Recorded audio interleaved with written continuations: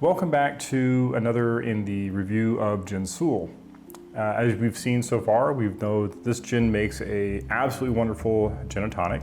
It really makes a fantastic gin and tonic. It's too bad I don't have the ability to make one of those frozen gin and tonics, but hey, that's okay. Wilhelmstrasse Fest is coming up in a few more months, and I'll be able to have another one.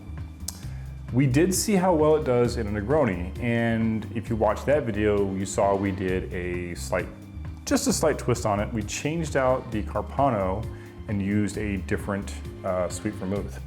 In fact, I'd probably make a really good Cardinale because we got the appropriate vermouth here for that. But today, we're gonna investigate how well this martini, or this gin does in a martini. So, for me, I do like a really good martini, and my favorite so far comes out of this book here, which is the Welcome Home book by Death & Co. And if you go to page 254, my favorite spec currently is the very first one, which is Alex Day's Martini. And this one calls for 2.5 ounces of gin. In fact, his calls for Tanqueray number 10, which is actually a very good gin. And this is very similar to Tanqueray 10, so it should work really well. We're gonna add 3¼ ounces of our Dolon Dry, a dash of orange bitters, and we're gonna garnish with a lemon twist. We're gonna modify that slightly. We're going to add some olives we picked up at the grocery store here. And we might add some other bitters, maybe some olive bitters or cucumber bitters. I'm not sure yet. We'll cross that bridge as soon as we get there, which actually we're getting ready to put this drink together. So we'll maybe go ahead and sort that out. Maybe we'll go ahead and do, since we're putting olives in the drink, let's go ahead and add some olive bitters to that. Now I got this is a little set from Bitter Truth, which is made here in Germany. I'll have your olive bitters right here. I'll use these up, and then eventually I'll get the full-size bottles. So to our shaker tin, our mixing glass, haha. To me, martinis are always stirred, never shaken. So we're gonna add a dash of our orange bitters. We'll go ahead and add maybe a full dash of our olive bitters here. We're gonna go ahead and add 3¼ ounce of our Dolon Dry.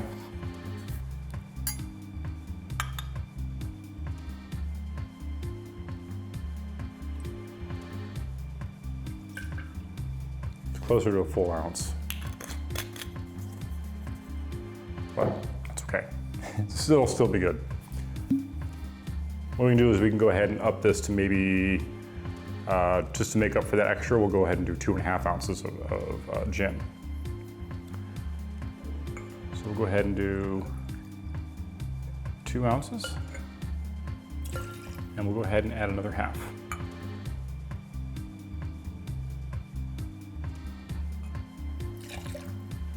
Okay.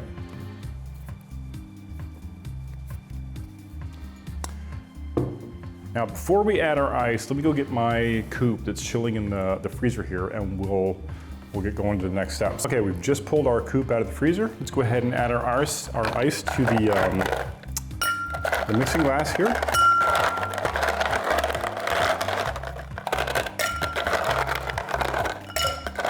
Ice tongs are on the way.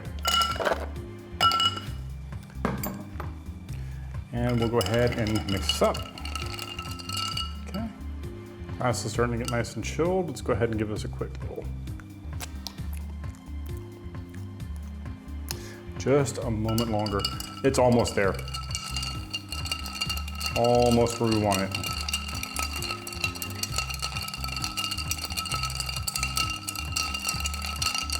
Okay, let's try that. There we go. Yeah. Oh yeah.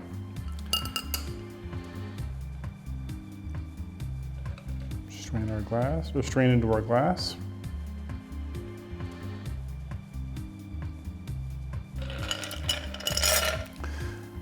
Go ahead and move this right here. All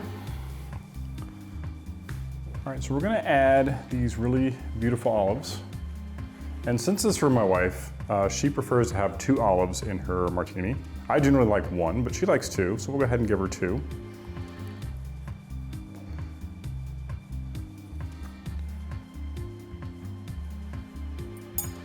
And we'll go ahead and do a simple lemon twist on top.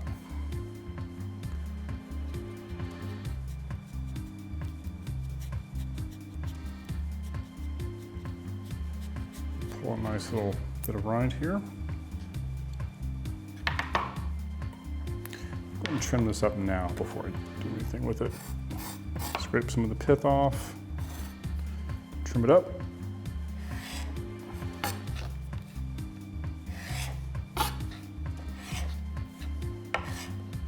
Okay. Nice little twist over the top. Twist. Drop it in. There's our drink. Let's see how this is.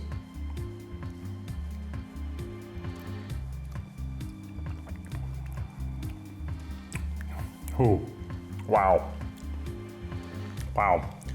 Okay. There's a lot going on here. It's very complex, but it's very good.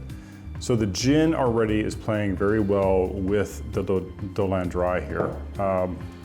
The orange bitters, the lemon twist, and the olive bitters are really coming together to make something that is just truly, truly wonderful.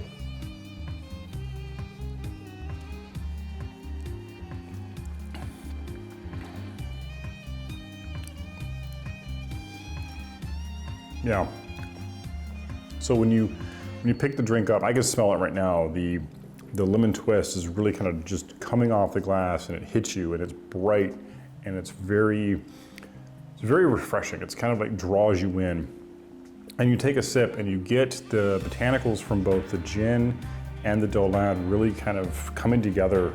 And then the olive bitters and the olives themselves kind of swoop in the back, right at the end, and you get this kind of nice, subtle brine with just that nice note coming from the bitters here.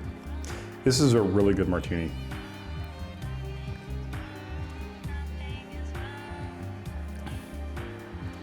Oh yeah, just sit on this and just sit down and sip on this and just enjoy kind of hanging out with some company and making this for us, you know, for me, for them, anybody who comes over. Yeah, I would totally make this for them. Well, that will wrap up the series on Gin Sul. I hope you did appreciate it.